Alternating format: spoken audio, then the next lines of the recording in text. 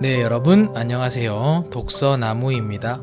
오늘 제가 여러분들에게 소개시켜 드릴 책은 평생 살 안 찌는 몸의 루틴을 만들어 건강하게 사는 법, 당신이 살찌는 이유입니다. 요즘 많은 사람들이 다이어트에 관심을 가지고 있는 것 같습니다. 주위만 보더라도 덴마크 다이어트, 레몬 디톡스 다이어트, 할리우드 스무디 다이어트, 한약 다이어트, 별의별 많은 다이어트들이 등장하고 있는 것 같습니다. 하지만 그다지 효과를 보고 있는 사람들은 많은 것 같지 않습니다. 이 책은 만년 다이어터들의 생활을 졸업하기 위한 식단과 생활 습관 안내에 여러분들이 꼭 알아야만 하는 인체의 원리를 합쳐서 담았다고 합니다. 매우 복잡한 인체의 원리가 아닌 큰 틀에서 체중이 감량되고 증량되는 원리와 우리가 음식을 먹는 이유 등 인체 전반을 아우르는 기본적이고도 필수적인 내용을 함께 담았다고 하는데요. 이 내용을 알고 다이어트를 한다면 훨씬 더 빠르게 목표 체중에 도달할 수 있다고 합니다. 이미 많은 사람들이 이 책 내용대로 실천한 후 굉장한 효과를 봤다는 후기들이 많이 남겨져 있습니다. 그만큼 이 책의 내용을 따라 실천한다면 우리 또한 굉장한 효과를 볼 수 있으리라 생각됩니다. 막연하게 굶거나 원푸드로 실시하는 다이어트는 그 행동을 멈추게 되면 다시 살이 찌게 되는데요. 살이 찌지 않는 나만의 루틴을 만들어 다이어트도 하고 건강을 찾을 수 있다면 그것만큼 좋은 방법은 없다고 생각합니다. 저칼로리 다이어트로 쫄쫄 굶어가며 괴로워할 필요도 없고 고기도 마음껏 즐기면서 다이어트를 할 수 있다고 하니 이 책의 뒷내용이 더욱 기대되기도 합니다. 다이어트에 관심이 있으셨거나 이제 다이어트를 시작하려고 하시는 분들은 이 책의 내용을 잘 참고하셔서 다이어트에도 성공을 하고 건강도 챙기셨으면 하는 바람입니다. 자, 그렇다면 본격적으로 책 내용 소개시켜 드리도록 하겠습니다. 이 호르몬을 모른다면 살을 빼지 마라. 나를 살찌게 하는 호르몬과 살을 빠지게 하는 호르몬이 무엇인지 아시나요? 인체는 호르몬에 의해 지방을 저장하기도 하고 연소하기도 합니다. 그동안 단순히 칼로리가 낮은 음식을 섭취하는 방법으로만 다이어트를 해왔다면 결코 이길 수 없는 생존 본능과 싸움을 한 것입니다. 최소한 지방을 저장하고 연소하는 호르몬과 이러한 호르몬이 각각 어떤 상황에서 분비되는지를 알고 다이어트를 시작해야 합니다. 세상에는 온갖 다이어트 방법이 넘쳐납니다. 하지만 이러한 방법을 무작정 따라하기보다 인체의 원리를 알고 다이어트를 하는 것이 보물 지도를 손에 쥐고 보물을 찾는 것과 같습니다. 살을 찌게 만드는 지방 저장 호르몬 인슐린. 살이 찌는 이유는 바로 잘못된 식습관으로 인해 끊임없이 분비되는 인슐린 때문입니다. 이 호르몬만 알면 앞으로 충분히 만족스러울 만큼 잘 먹으면서 동시에 깊은 다이어트의 늪에서 헤어나올 수 있습니다. 인슐린 하면 떠오르는 단어는 건강과 다이어트 관련 강의를 진행하면서 이 질문을 하면 대부분 당뇨병이라는 단어를 가장 먼저 떠올립니다. 흔히 당뇨병 환자들이 인슐린 주사를 맞는다는 것쯤은 알고 있는데 사실 우리 모두에게서 인슐린은 분비되고 있으며 체중 감량을 원한다면 인슐린을 모르고서는 절대 성공할 수 없습니다. 왜냐하면 인슐린은 우리 몸에 지방을 저장하는 역할을 하기 때문입니다. 우리가 밥, 빵, 떡, 주스와 같은 음식을 섭취하면 해당 음식에 함유된 탄수화물이 소화 과정을 거치면서 탄수화물의 가장 작은 단위인 포도당으로 분해됩니다. 포도당은 세포에 에너지 공급을 위해 소장을 통해 흡수되어 혈액을 통해 온몸을 순환합니다. 즉, 우리가 섭취한 음식을 에너지로 활용하기 위한 과정이지요. 단, 혈액 내 포도당을 우리가 에너지로 활용할 수 있는 것은 아니고 반드시 세포 속으로 포도당이 들어가야만 합니다. 앞서 말씀드린 인슐린은 혈액 속에 있는 포도당을 세포 속으로 넣어주는 세포 문의 열쇠와 같은 역할을 합니다. 따라서 우리가 음식을 섭취하여 혈당이 올라가면 이를 감지하고 즉시 췌장에서 인슐린이 분비됩니다. 만약 인슐린이 없었다면 우리가 섭취한 음식의 포도당이 에너지원으로 활용되지 못하고 혈액 속에 남아 돌면서 혈당이 높게 유지되는 상황이 발생하겠죠. 그래서 똑똑한 우리 몸은 이를 바로 처리하기 위해 췌장에서 인슐린을 분비하는 것입니다. 혹시 콜라나 주스와 같은 단 음료를 흘려본 적 있으신가요? 이때 물과 달리 끈적끈적해서 매우 불쾌했을 텐데요. 이처럼 우리 혈액 속에도 당분이 과하게 남아돈다면 혈액이 끈적해지고 그 결과 각종 질병을 일으키게 됩니다. 즉, 인슐린은 우리가 섭취한 음식의 당분을 혈액 내에 떠돌지 않게 하는 중요한 역할을 합니다. 그런데 일반적으로 우리는 음식을 섭취할 때 당장 필요한 에너지보다 더 많이 먹게 되는데요. 왜냐하면 에너지 공급을 위해 종일 음식을 입에 달고 살 수만은 없으니까요. 쉽게 비유하자면 마치 한 번 충전해서 몇 시간을 사용하는 핸드폰과 같은 것이죠. 늘 콘센트를 꼽아야만 핸드폰이 작동된다면 얼마나 불편할까요? 이처럼 우리는 음식을 계속 섭취하지 않아도 에너지를 내고 일상생활을 할 수 있도록 당장 필요한 양 이상의 음식을 섭취합니다. 이렇게 즉시 에너지로 활용되지 않는 포도당을 간과 근육에 글리코겐이라는 형태로 저장시키는 역할 또한 인슐린이 수행합니다. 글리코겐은 수많은 포도당을 저장하기 위해 포도당을 응집하여 결합한 물질인데 나중에 우리가 음식을 먹지 않을 때 저장된 글리코겐이 분해되어 혈당을 일정 수준으로 유지해주며 에너지를 공급하는 역할을 합니다.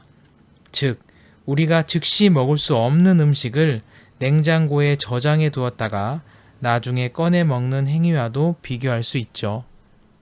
그런데 만약 수일 내에 먹을 수 있는 음식의 양이 냉장고에 가득 찼다면 나머지 음식은 어떻게 해야 할까요? 이러한 음식은 더 나중을 위해 냉동고에 넣어야 하겠죠. 이처럼 간과 근육에 저장할 수 있는 글리코겐은 한정되어 있고 비교적 저장고가 크지 않기 때문에 초과된 양은 더 나중을 위해 지방으로 저장됩니다. 이렇게 남아도는 포도당을 지방으로 저장하는 역할 또한 인슐린이 수행합니다. 그래서 인슐린이 바로 지방 저장 호르몬이라는 별명을 가지게 된 것이죠. 애석하게도 우리가 알고 있는 일반적인 냉동고와는 달리 인체의 냉동고는 냉장고보다 훨씬 더 크고 무한대로 확장될 수 있습니다. 따라서 우리가 저장할 수 있는 양의 글리코겐이 가득 찬 상황에서 음식을 섭취하여 인슐린이 분비된다면 혈당을 모두 지방으로 저장하게 되며 저장된 지방을 적극적으로 활용하려면 글리코겐이 상당히 많이 소진되어야 합니다. 그래서 지방을 연소하는 게 쉽지 않은 것이죠. 살 빠지게 하는 호르몬도 있다. 그것은 바로 글루카곤입니다. 앞서 언급한 지방 저장 호르몬인 인슐린과는 정반대로 작용하는 호르몬은 글루카곤입니다. 마치 시소와 같이 인슐린이 많이 분비되면 상대적으로 글루카곤은 적게 분비되고 반대로 인슐린이 적게 분비되는 상황에서는 글루카곤이 많이 분비됩니다. 이를 기량작용이라고 하며 우리 몸은 이를 통해 항상성을 유지합니다. 글루카곤이 분비되는 상황에서는 우리 몸에서 체중 증량과는 정반대의 상황이 일어납니다. 먼저 글리코겐 형태로 저장된 포도당 사슬을 분해해서 사용하기 시작하고 훗날 사용하려고 저장해둔 지방 또한 분해하여 에너지로 활용하기 시작합니다. 즉, 글루카곤이 비교적 많이 분비되는 상황은 우리 몸이 저장보다는 소비 모드로 작동하고 있다는 것입니다. 우리의 통장 잔고를 위해서라면 당연히 소비 모드보다는 저축 모드가 이롭겠지만 체중 감량을 위해서는 소비 모드가 훨씬 더 좋지 않을까요? 적게 먹고 많이 움직이면 살이 빠질 수밖에 없다는 인풋 대비 아웃풋의 논리도 결국 여기서 오는 것입니다. 인슐린이 분비되어 지방을 저장하는 작용 대비 글루카곤이 분비되어 에너지를 소모하는 것이 더 많다면 당연히 살이 빠질 수밖에 없는 것입니다. 하지만 이 내용을 저칼로리로 식을 많이 하고 많이 움직여야 한다는 내용으로 오해하면 안 됩니다. 저칼로리식도 인슐린 분비를 많이 하는 음식이 있고 고칼로리식인 지방은 인슐린은 분비하지 않으니까요. 이 내용은 다음에 더 자세히 다뤄보도록 하겠습니다. 적정한 체중을 유지하고 싶은 분들은 인슐린 대 글루카곤 비율을 적당히 유지하면 되겠지만 이미 많은 지방을 저장해놔서 더 이상의 저장은 필요 없을 뿐 아니라 빠르게 태워 없애버리는 게 가장 큰 소원이라면 정답은 바로 이것입니다. 인슐린 분비를 최소화하여 글루카곤이 우세한 상황을 훨씬 더 자주 길게 유지하기. 인슐린 분비를 최소화하는 식사 방법. 체중 감량을 위해 인슐린 분비를 최소화하려면 다음의 식습관이 도움이 될 수 있습니다. 첫째, 과도한 탄수화물 위주의 식사 또는 정제 탄수화물을 피하세요. 탄수화물, 단백질, 지방 중 탄수화물이 인슐린 분비를 가장 많이 자극합니다. 탄수화물이 소화 과정을 통해 포도당이 되고 혈당을 높이기 때문인데요. 그 중에서도 밀가루, 떡, 설탕과 같은 정제 탄수화물은 빠르게 소화 및 흡수되어 혈당을 더욱 많이 높입니다. 우리 몸에 필요 이상으로 과도한 포도당이 한꺼번에 들어오면 글리코겐 저장고를 금방 가득 채우고 이후에는 모두 지방으로 저장됩니다. 밀가루를 즐겨 먹으면 똥배가 나오는 이유가 이것 때문입니다. 이 외에도 당도가 높은 과일과 같이 혈당을 올리는 음식은 무조건 인슐린 분비를 자극하니 되도록 혈당 지수, 흔히 GI 지수라고 불리는 이 지수가 낮은 음식을 위주로 섭취하는 게 좋습니다. 다만 인슐린 농도에 혈당이 끼치는 영향은 23%밖에 되지 않는다고 하니 혈당 지수가 낮은 음식만 찾아 먹는다고 안심할 수는 없습니다. 그 외에 다양한 요인들을 하나씩 점검해서 생활 습관을 교정해야만 일시적인 감량이 아닌 평생 살찌지 않는 몸으로 변화시킬 수 있습니다.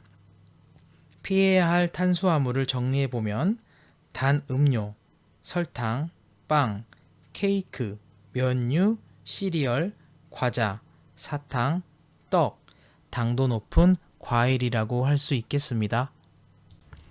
둘째, 공복을 길게 유지하세요.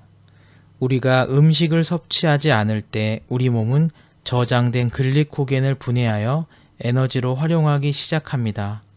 즉, 공복이 길면 길수록 글리코겐이 많이 활용되어 그 이후 식사를 할 때 바로 지방으로 저장하지 않고 글리코겐으로 먼저 저장하게 되는 것입니다. 간은 대략 24시간 동안 에너지를 공급할 만큼 글리코겐을 저장하기 때문에 공복 시간에 따라 글리코겐 저장고가 어느 정도 비었는지 예상할 수 있습니다. 그리고 글리코겐 저장고가 거의 비면 지방을 에너지로 소모하기 때문에 체지방 연소도 원활하게 이루어집니다. 셋째, 과도한 단백질 섭취를 피하세요. 과도한 양의 단백질은 포도당 신생합성이라는 과정을 통해 포도당으로 변환되기 때문에 혈당을 높이고 인슐린 분비를 자극할 수 있습니다. 특히 유청 단백질과 우유 단백질, 카세인과 같은 유제품이 빵보다 더 인슐린을 분비한다는 연구 결과가 있습니다. 그뿐만 아니라 우유에는 유당이라는 당질이 있는데 이 또한 혈당을 높일 수 있습니다. 단백질 섭취량은 개인마다 다르지만 일반적으로 체중 1kg당 1g 섭취가 권장되고 있으며 이는 음식의 무게가 아닌 순수 단백질의 무게이니 이 부분 주의하시기 바랍니다. 한 덩이의 스테이크가 100g이라고 해서 100g 모두 단백질은 아니고 이 중 약 30g이 단백질입니다. 또한 어린이, 임산부, 노약자의 경우는 조금 더 많은 양의 단백질 섭취가 필요합니다. 저탄수화물 식단을 할 때 탄수화물이 줄어든 비율에 따라 단백질과 지방의 비율을 늘려야 하는데 이 경우에 단백질의 비율을 너무 과도하게 늘리면 포도당으로 변환되어 잉여 에너지로 축적될 수 있습니다. 보통 하루 100g 이하의 단백질 섭취를 권장합니다. 넷째, 천연 발효 사과 식초를 식사와 함께 드세요. 천연 발효 사과 식초에는 일반 천연 발효 식초와는 다르게 펙틴이라는 수용성 식이섬유가 많이 함유되어 있어 이를 권장합니다. 하지만 천연 발효 식초라면 종류에 상관없이 고탄수화물 식사와 함께 섭취하면 식후 혈당이 과도하게 올라가는 것을 방지해준다는 연구 결과가 있습니다. 한 연구에서 참가자들이 고탄수화물 식사와 함께 2스푼의 식초를 함께 섭취했더니 인슐린 수치를 낮추는 데 효과가 있었습니다. 다만 주정을 이용해 급속도로 발효시킨 식초가 아닌 반드시 첨가물이 들어있지 않은 천연 발효 사과 식초를 섭취해야 식초의 유익한 효과를 기대할 수 있습니다. 다섯째, 수용성 식이섬유를 섭취하세요. 수용성 식이섬유는 물에 녹는 식이섬유로 위장 속 음식물을 오래 머물게 해 포만감을 유지해 줄 뿐 아니라 혈당이 서서히 상승하게 하여 인슐린이 한꺼번에 많이 분비되는 것을 방지해 주는 역할을 합니다. 사과나 레몬과 같은 과일 또는 미역과 다시마와 같은 해조류, 그리고 아마씨 등에 많이 함유되어 있습니다. 만성 탈수가 당신을 살찌게 한다. 현대인들은 만성 탈수에 시달리고 있습니다. 하지만 수분이 우리 몸에 얼마나 큰 영향을 미치는지 잘 모르기에 대다수는 수분의 중요성을 간과하고 있습니다. 물을 많이 마시라는 말은 어디를 가도 쉽게 들을 수 있지만 건강과 다이어트에 얼마나 밀접한 관계가 있는지 잘 모르기 때문에 그 중요성을 잊게 되는 것이죠. 수분이 우리 몸에 어떤 기능을 하며 성공적인 체중 감량을 위해 수분이 얼마나 중요한지 알아보고 또한 수분과 뗄래야 뗄 수 없는 관계인 소금과의 관계까지 살펴보고 저염식 다이어트 식단을 당장 멈춰야 하는 이유도 다뤄보겠습니다. 2주 만에 6kg을 빼는 속성 다이어트. 여러분들은 어떻게 생각하시나요? 단 2주 만에 6kg이 쏙 빠진다는 광고를 보면 누구라도 관심이 갈 수밖에 없습니다. 2주 만에 6kg을 빼는 이른바 속성 다이어트는 한마디로 우리 몸을 사막처럼 바싹 말린 몸으로 만드는 것입니다. 숱한 다이어트로 몸과 마음도 지쳐 있다면 이런 다이어트는 절대 하면 안 됩니다. 왜냐하면 우리 몸에서 과도한 수분을 배출시켜 탈수 증상을 일으키는 다이어트는 궁극적으로 우리 몸을 살이 더 찌는 체질로 만들어 앞으로의 체중 감량을 더욱 어려워지게 만들기 때문입니다. 즉, 평생 살찌지 않는 체질이 아닌 평생 다이어트를 해야 하는 몸을 만들게 되는 것입니다. 인간의 몸은 지방을 제외한 몸무게의 약 70%가 물로 이루어져 있습니다. 인간은 갓 태어나면 지방을 제외한 무게의 약 80%를 수분이 차지하고 있으며 시간이 흐름에 따라 서서히 감소하다 사망 시에는 수분 함량이 약 45%밖에 남지 않는다고 합니다.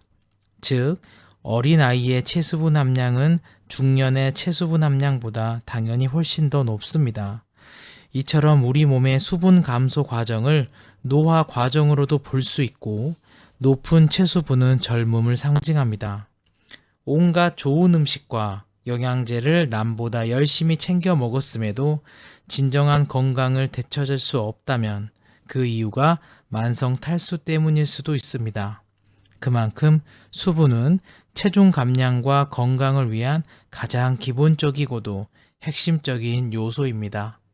우리 몸은 생명의 근원인 물이 부족하면 체내 수분 부족으로 인해 산소와 영양을 전달하는 기능이 떨어져 무기력하거나 어지러운 증상 등 각종 문제를 겪게 됩니다. 즉, 우리 몸에 좋다는 온갖 보약을 다 챙겨 먹어도 체내 수분이 부족하면 이를 흡수, 이동, 대사시키기 어렵기 때문에 신체 수분 관리는 건강을 위한 가장 기본 조건이라고 할 수 있습니다. 혹시 배는 부른데 계속해서 무언가 끊임없이 먹고 싶었던 적이 있었나요? 한 끼 식사를 충분히 했는데도 여전히 입이 궁금해서 달콤한 디저트를 찾게 되는 경험을 해본 적이 있으시죠? 사실 철저히 배가 고플 때만 무언가를 섭취한다면 체중이 고민거리가 될 일은 없을 것입니다. 내 몸에서 필요한 만큼만 섭취한다면 섭취한 음식은 에너지로 모두 활용될 것이고 여분의 음식이 지방으로 쌓이는 일도 없을 테죠. 하지만 대다수는 계속해서 무언가를 먹고 싶은 욕구로 인해 과잉 칼로리를 섭취하고 이로 인해 결국 체중이 증가합니다. 수분이 부족하면 배가 불러도 계속 먹을 수 있습니다. 우리가 음식을 먹는 이유는 가장 기본 단위인 세포에 영양소를 전달하기 위함입니다. 그런데 만약 우리 몸이 만성 탈수로 인해 혈액의 농도가 높아져 혈액순환이 잘 이루어지지 않는다면 섭취한 영양소가 세포로 잘 전달되지 않을 것입니다. 즉, 우리는 입을 통해 계속해서 음식을 섭취하지만 영양소가 필요한 세포로 잘 전달되지 않아서 세포는 계속해서 영양소를 전달해 달라고 아우성을 치게 되는 것이며 이것이 결국 우리가 먹어도 무언가를 먹고 싶은 근본적인 원인입니다. 그래서 비만은 실제 세포단에서는 영양 실조 상태를 뜻합니다. 앞서 말한 것과 같이 충분한 수분 보충을 통해 원활한 혈액순환을 돕는 것은 기본 중의 기본입니다. 하지만 몸속 수분은 운반 시스템이지 물건 자체는 아닙니다. 좋은 음식 섭취를 통해 온몸으로 좋은 영양소를 전달하는 것이 동반되어야 합니다. 세포에 필요한 영양소가 충분하지 않은 음식을 섭취한다면 아무리 혈액순환이 잘 되어도 세포는 영양실조 상태가 될 것이고 충분한 영양소가 공급되지 않는다면 먹어도 자꾸만 무언가 먹고 싶은 증상이 나타날 것입니다. 즉, 여러분이 어떤 음식을 섭취하는지를 함께 신경 써야 세포도 좋은 영양소를 전달받아 건강을 유지할 수 있으며 충분한 포만감을 느낄 수 있는 것입니다. 한 가지 중요한 점은 무작정 물만 많이 마시는 것이 오히려 몸에 무리를 줄 수 있는데 몸에 도움이 되는 정확한 수분 섭취 방법도 함께 알아야 됩니다. 그렇다면 어떻게 만성 탈수 증상을 해결하고 생명과 젊음을 의미하는 물을 우리 몸에 잘 채울 수 있을까요? 그 핵심은 바로 소금에 있습니다. 물 2리터를 마시면서 WHO에서 권장하는 1일 소금 섭취량 5g을 섭취하면 체액 염도 0.9%의 균형을 맞추기 어려우니 이 균형을 맞추려면 하루 약 18g의 소금을 섭취해야 한다는 계산이 나옵니다. 물론 절대적인 양은 다른 식사 및 생활 방식에 따라 다르겠지만 저염식을 하면 단순히 하루 권장량의 수분을 섭취하면 절대 적절한 체내 수분 보충이 이루어지지 않고 오히려 체액의 염도를 맞추기 위해 탈수가 유발될 수 있습니다. 특히 이뇨작용을 유발하는 칼륨의 섭취가 높은 채식 위주 식사를 하거나 커피나 녹차와 같은 카페인 음료를 즐겨 마신다면 더욱더 간간하게 식사해야 탈수 증상을 막을 수 있습니다. 각종 나물에 소금으로 간해서 먹는 우리 선조들의 지혜를 여기서 엿볼 수 있습니다. 저탄수화물 식사와 간헐적 단식을 하면 인슐린 분비가 줄어들기 때문에 소금을 더욱 적극적으로 섭취해야 합니다.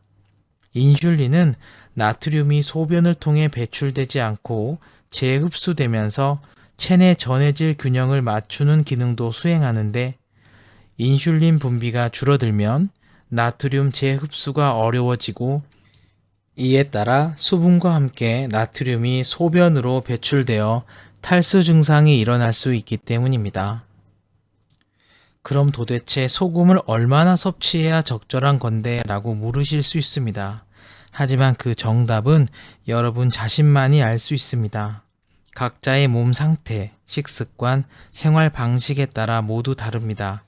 다만 여러분에게 제안할 수 있는 것은 소금과 물은 각자 떼어내서 생각할 수 없기에 저염식 혹은 수분 손실이 되는 식습관과 생활 습관을 가진 분이라면 탈수 증상을 단순히 수분 섭취만으로 막을 수 없다는 것입니다. 각자 본인만의 생활을 점검해서 소금 섭취를 적당히 늘려 젊음의 상징인 체수분을 늘려보시기 바랍니다. 먹어도 궁금한 입.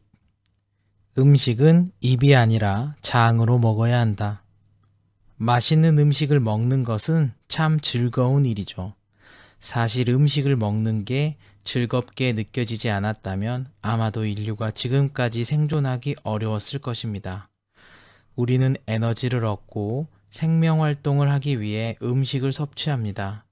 즉, 맛있는 음식을 즐기는 것은 생존을 위해 잘 설계된 본능이라고 볼 수 있습니다. 그런데 우리가 입으로 음식을 삼켜도 아직 그 음식을 진짜로 먹은 게 아니라는 것을 알고 계시나요? 이게 무슨 뚱딴지 같은 말이냐고요? 음식을 입으로 섭취하면 식도를 통해 위로 내려가 소장에 도달합니다. 여기까지는 사실 모두 몸 밖이라고 볼 수 있습니다. 만약 우리가 흡수할 수 없는 물질을 섭취했다면 대장으로 내려가 대변으로 배설하겠죠. 그러면 실제 해당 물질은 우리 몸에 흡수되지 않고 먹어도 먹은 것이 아니게 된 셈입니다. 한때 다이어트 식품으로 유명한 곤약이라는 것이 출시되었습니다.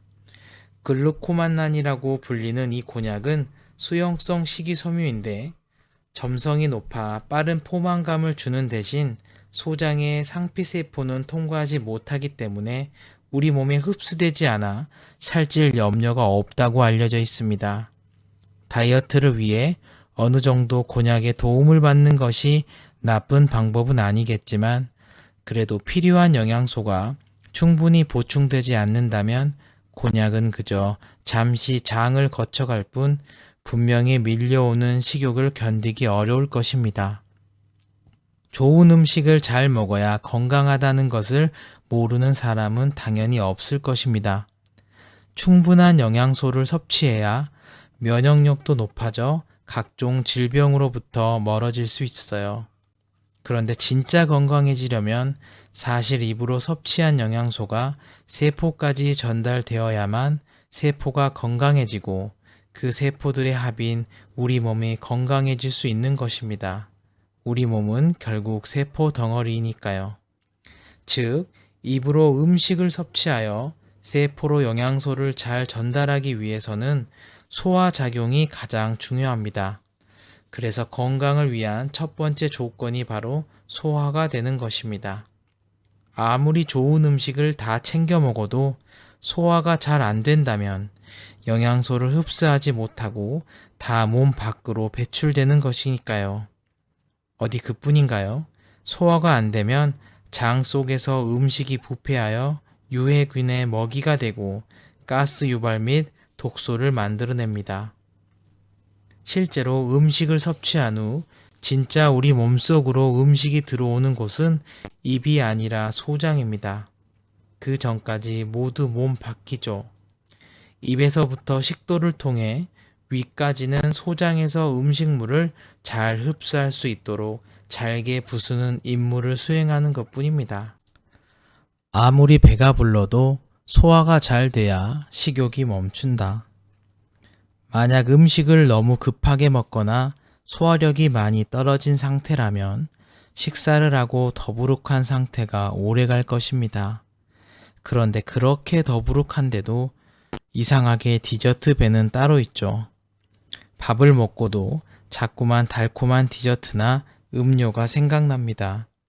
이러한 현상도 결국은 소화력이 떨어져 음식을 가장 작은 단위로 분해하는데 어려움이 생겨 흡수가 느려지기 때문입니다. 소화가 안 되는데 더 먹고 싶은 이 얼마나 모순적인 상황일까요? 하지만 실제로 소화불량을 달고 사는 비만인들이 엄청 많습니다. 소화력이 떨어져 소장을 통한 음식 흡수가 느려지면 당연히 세포는 여전히 굶주린 상태이기 때문에 계속해서 세포의 빠른 에너지 공급원인 포도당을 달라고 아우성을 치게 됩니다. 그러면 자꾸만 달콤한 디저트나 잘게 갈아진 형태의 정제 탄수화물을 찾습니다. 왜냐하면 그런 음식은 이미 탄수화물의 작은 단위로 분해되어 있어서 소화력이 떨어졌더라도 소장에서 빠르게 흡수되어 혈액 속으로 전달되기 때문에 섭취하는 순간 반짝하는 에너지가 생기고 기분도 좋아지기 때문입니다. 그런데 이렇게 정제된 탄수화물 위주로 음식을 섭취하다 보면 인체에서 필요한 양보다 훨씬 많은 포도당이 체내에 들어오기 때문에 지방으로 축적될 뿐만 아니라 영양소의 불균형으로 소화 효소 또한 잘 분비되지 못해 더 소화력이 떨어지는 악순환을 겪게 됩니다.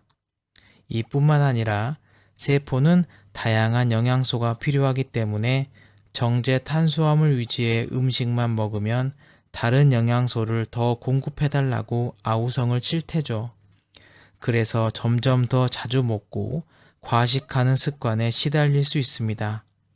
결국 다양한 음식을 잘 소화시켜 필요한 영양소를 세포로 잘 전달해주면 오히려 조금만 먹어도 만족감을 느낄 수 있고 비만을 예방할 수 있는 것입니다.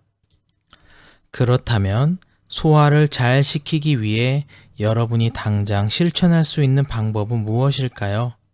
첫째, 음식을 천천히 꼭꼭 씹어서 삼켜야 합니다. 그 무엇보다도 가장 중요합니다. 우리 몸의 자율신경계와 호르몬을 통해 일어나는 소화작용은 본인의 의지로 당장 변화를 줄 수 있는 것이 아닙니다. 그러나 음식을 꼭꼭 씹는 것은 의지만으로도 가능합니다.